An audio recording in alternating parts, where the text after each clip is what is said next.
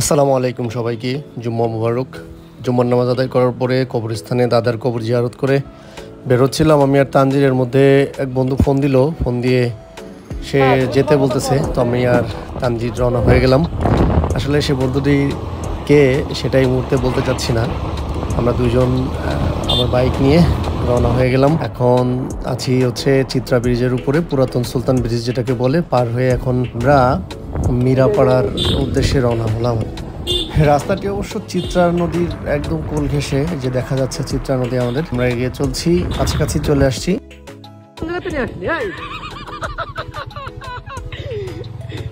বুঝলাম না আমরা এই যে বুঝ খলিফা, এই যে দেখেন, এই যে চার খলিফার এক খলিফা, এই যে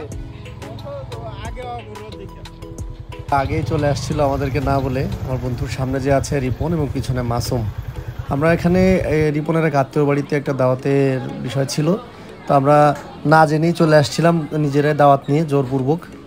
খাওয়া দাওয়া শেষে এখানে বসে আছি, পাশে নাকি একটা বাজার আছে, সে বাজারের উদ্দেশ্যে যাচ্ছিলাম।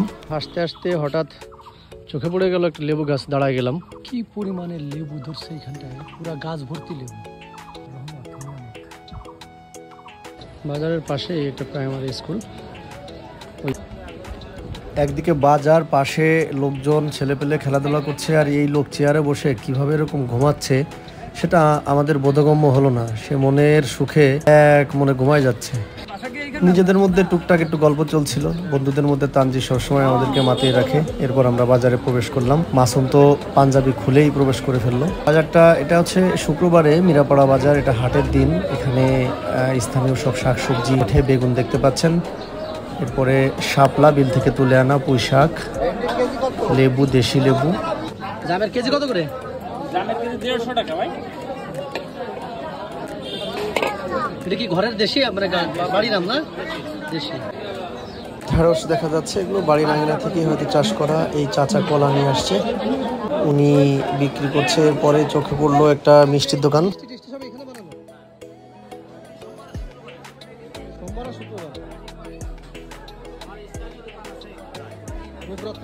গ্রামের পরিবেশে হাটের দিনগুলোতে মিষ্টি সংক্রান্ত যাবতীয় খাবার খুব চলে। বাচ্চারা দই খেয়ে নিচ্ছে দোকান থেকে। এটা একটা উৎসবের মতো। পথে তানজিরের সাথে দেখা হলো, মাসুমের পাঞ্জাবি সহ। এপাশে গ্রামীণ ভাষায় বলে এটাকে আঙ্কুরো।